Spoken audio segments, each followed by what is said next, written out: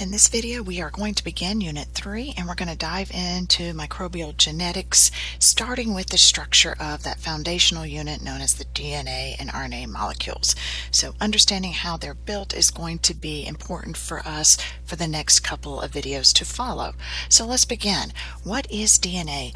DNA, or deoxyribonucleic acid, is that molecule which carries the genetic materials that's going to be found in all living organisms and in some viruses.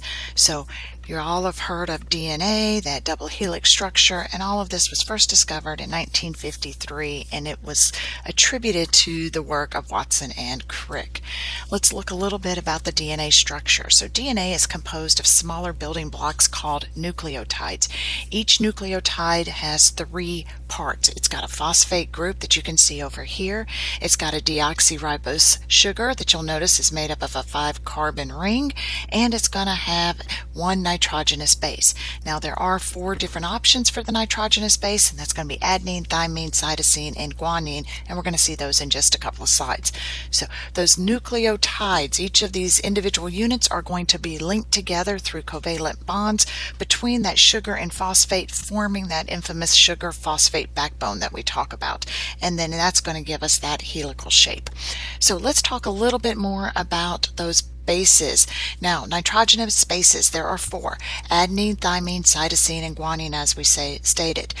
They can be divided in 2 different groups, from the purines and the pyrimidines. So adenine and guanine are purines, and thymine and cytosine are pyrimidines. Now, to form the base pairing, and it's very specific, so you have to put one purine with one pyrimidine, and so when they form, they're going to give these complementary bases, and it's formed through a hydrogen bond. So which ones pair together? Well, thymine and adenine are going to go together, so A and T, and cytosine and guanine will always pair together.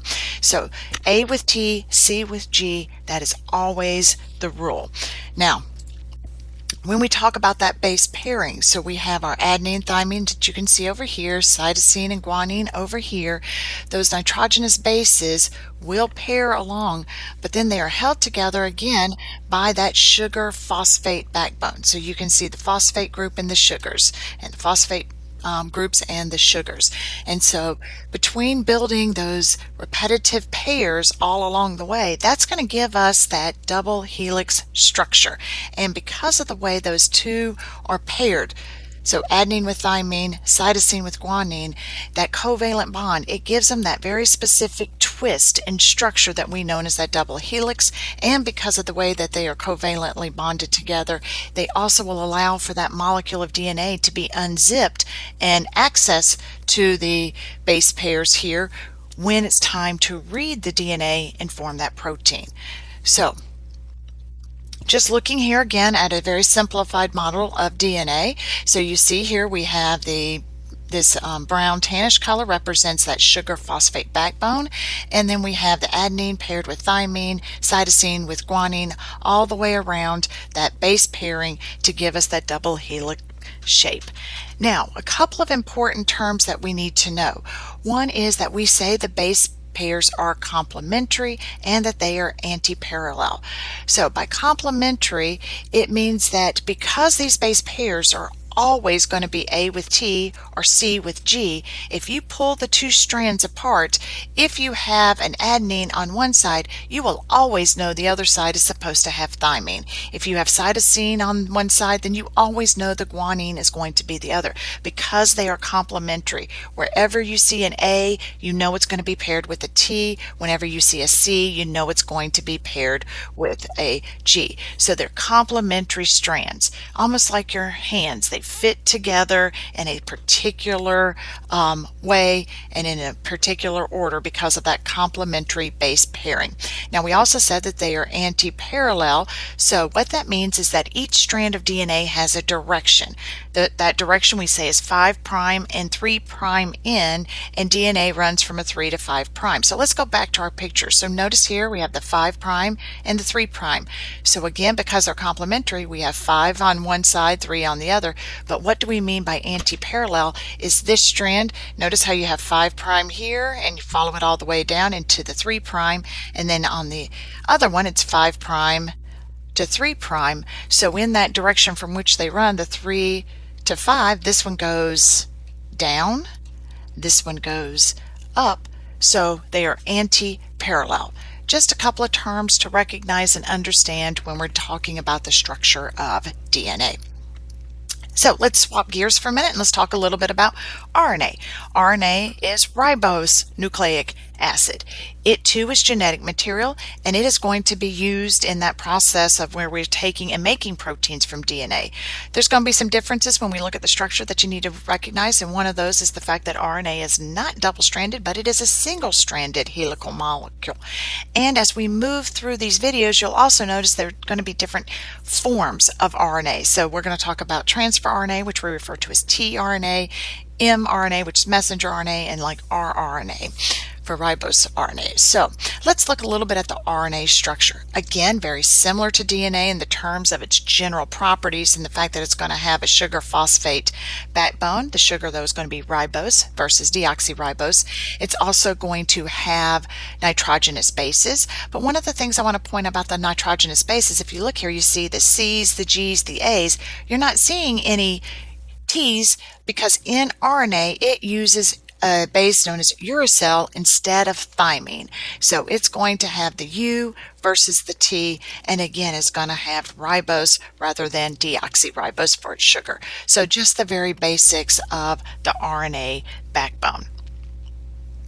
Now, why are these two molecules important? Because they carry genetic material, and we have within that genetic material the code for which is going to give us the instructions for making proteins. So the genetic code, which is carried in the DNA, is ultimately going to help us to make proteins.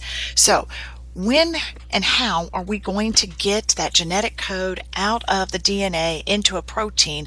We're going to look at that whole process, protein synthesis, in another video. But for now, again, as we're doing the structures, just to give you a little bit more terminology and some basic information so that that video will make more sense. So when we read the genetic code from our DNA to make proteins, anytime we're dealing with what we call that code, we are going to use 4 nucleotide bases. So for DNA, again, remember those bases are adenine, thymine, cytosine, and guanine. And then for RNA, adenine, cytosine, guanine, but we use uracil. So we're going to use those 4 nucleotide bases, and we're going to read them in 3 bases at a time, or in triplets. So we're going to take the 4 bases and we're going to read them in blocks of 3, or units of 3. And then so by doing that, we can take the 3 unit base pair code, and that's going to give us 64 different options. And those 64 different options are going to give us the codes for amino acids. So if you think about it, the 4 bases are going to end up creating words of 3 units or 3 letters in length, and each word or triplet is going to give us the code for 1 amino acid. So there's 64 codes, but guess what? There's only 20 amino acids, naturally occurring 20 amino acids. Therefore, we say that that genetic code is degenerative, meaning that we can have more than one code for the same amino acid. And I'm going to show you this here in just a minute.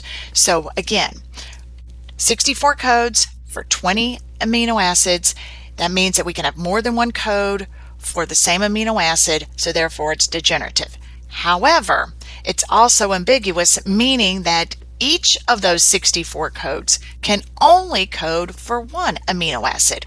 So even though each amino acid may have more than one code, each code only codes for 1 amino acid. Try saying that a couple of times. So out of those 64, we're going to code for 20 amino acid, but we're also going to code for specific directions when reading that genetic material. We're going to code and have signals that tell that process where to start and where to stop. So we refer to those as stop and start codons. Finally, something else about this genetic code that you need to understand is that it's considered to be universal, that the code dates back to the very first organisms and that all organisms, now there are a few exceptions, are going to be using the same 3-letter codes for the same amino acid. So one more piece before we actually look a little bit at that code. Again, we're taking those 4 nitrogenous bases, A, T, C, and G, or A, U, C, and G. We're breaking them down and we're reading them 3 bases at a time. So in a 3-unit code, we refer to those base codes differently depending on the type of genetic material we're referring to. I know, confusing, but that's if I'm using different terminology along the way, this is why. So when we break down that code into its 3 bases at a time, if it's DNA for which we're breaking down the code, then we refer to that 3 base unit as a triplet. If we're using RNA, in particular messenger RNA, then that 3 base code is referred to as a codon. If we are using transfer RNA, for instance, then that 3-letter base code is referred to as an anticodon. These terminologies will actually make more sense in the next video. But again, this is the introductory video, so just making sure that you understand when we are referring to the 3 base code unit that is coding for a particular amino acid. If it's in DNA, which we're working, we refer to that 3 bases as a triplet. If it's in messenger RNA, we refer to it as a codon. If it's transfer RNA, we refer to it as an anticodon. Now, for this class, when we're working with the genetic code and we're trying to decipher what does the code give us for a specific sequence of amino acids, we're going to be using messenger RNA. So we refer to them as codons, and most of the language you're going to see in the readings and in the PowerPoints, etc., are going to say codon. So let's look a little bit at that genetic code. Again, I want to tell you this is a codon chart because we are using messenger RNA. So notice you see U's and not T's because it is RNA, and because it's the messenger RNA, we refer to it as codon. So remember we said that the code was degenerative, meaning that there may be more than one code for the same amino acid. So let's look here at leucine. Notice we have 4 codons which code for leucine. We actually have 2 more up here, so a total of 6. So that means that you can have 6 different options for coding for leucine. Proline, we have 4 here. Now we also said that it was ambiguous, so notice each codon, like here UUA, you only find it 1 time on this chart, and UUA only codes for leucine. CAA only codes for glutamine, but we can have more than 1 code for glutamine, so therefore it's degenerative. Just terms that you will need to know for quizzes, checkpoints, and the test. The other thing about the genetic code, if you count all these up, you'll see that there are 64 codes as we referred to. Now notice, not all of them are going to code for an amino acid. Most of them do, but we have 1 that codes for start. AUG, and it always codes for start, and that's going to be very helpful when you start to do your genetic problems and learning how to read through and decipher the genetic code. And then you'll notice we have 3 that code for stop. So this is going to be where the process of protein synthesis begins, and these are then going to tell the process and the RNA where to stop building a protein. So just to kind of bring it all together just a little bit, we refer to the process of going from DNA to protein kind of as the central dogma for molecular biology. It's the flow of genetic information. So what you'll notice and how it works is first is that the gene, the material that's coding for the protein, is going to be found in the DNA, and it's then going to be transcribed into messenger RNA, which is then going to translate it into a protein. So it looks like this: DNA, which contains the genes which hold the information for a particular protein. We are going to transcribe it into a piece of RNA known as the messenger RNA, because it's going to carry that message. It's going to carry the instructions for that protein to the site of translation, which will vary in the cell depending on what it's translating, and then that is going to carry us over to being able to build a protein. So how we go from DNA to messenger RNA to protein and where these steps occur depending on the type of cell it is, that's all in our next video. So make sure that you're looking and watching for that next video on the protein synthesis and mutations.